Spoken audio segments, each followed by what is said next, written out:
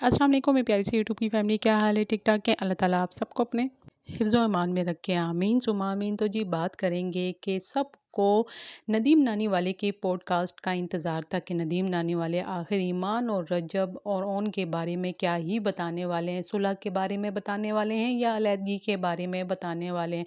आखिर वो दिन आ ही गया कि नदीम नानी वाले ने वो बातें बता दी हैं जो कि अब कोई भी दोबारा रजब से और ना ही ईमान से सवाल पूछेगा। ईमान के बारे में एक बात तो बहुत ख़ास की जिसका सबको ही इंतज़ार था।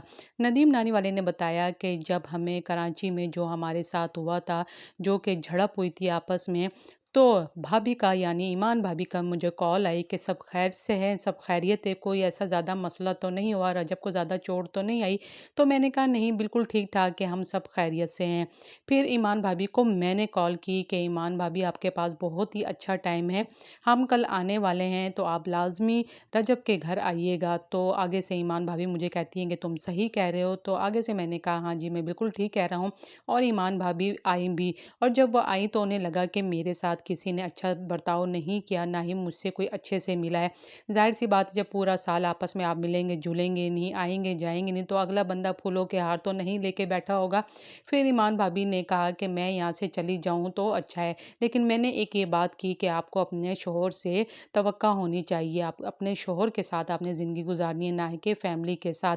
ज़ाहिर-सी बात है, इकट्ठा बंदा जॉइंट फैमिली में रहता है, लेकिन अगर आपका शौहर आपसे सही बात ना करे, ना ही मिले, तो फिर आप बोलो कि मेरा शौहर तो मेरे साथ रहना ही नहीं चाहता। लेकिन ईमान भाभी ने कहा कि नहीं, कोई भी मुझे अच्छे तरीके से नहीं मिला, वो वहाँ से चली गई। उसके बाद फिर ज़ाहिर-सी बात है, इनके बीच में इख्तलाफ़ात और ज़्यादा बढ़ गए। लोगों ने कहा कि आप जो रहमान भाई के जो फ़ंक्शन था, आप उधर गए, इनके साथ हँसी-मज़ाक, गप-शप कर रहे थे, लोगों ने इल्ज़ामात भी लगाए और कहा कि उनके साथ भी आप बैठे थे। मैंने उनको जो भी हो सका समझाया आपस में, और मैंने वो समझाने के बाद फिर मैं रजब के घर भी आया।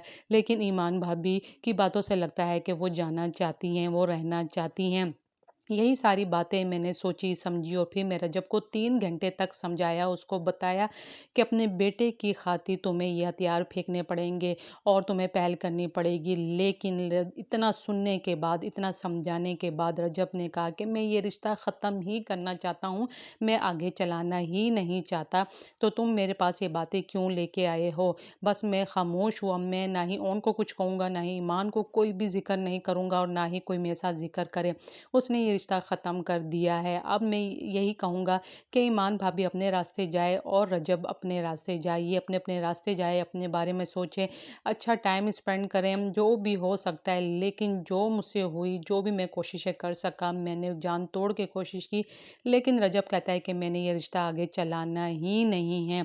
मैंने नहीं चलाना, मैंने वाइंड अप कर दिया है। ज़ाहिर बात है, जब रजब इतनी बड़ी बात उसने कर दी है, तो मैं कैसे ये रिश्ता चला सकता हूँ, कैसे इनको आपस में मिला सकता हूँ, कैसे मैं कुछ भी नहीं कर सकता। मैं सिर्फ़ समझा सकता हूँ, आगे पकड़-पकड़ के नहीं ला सकता।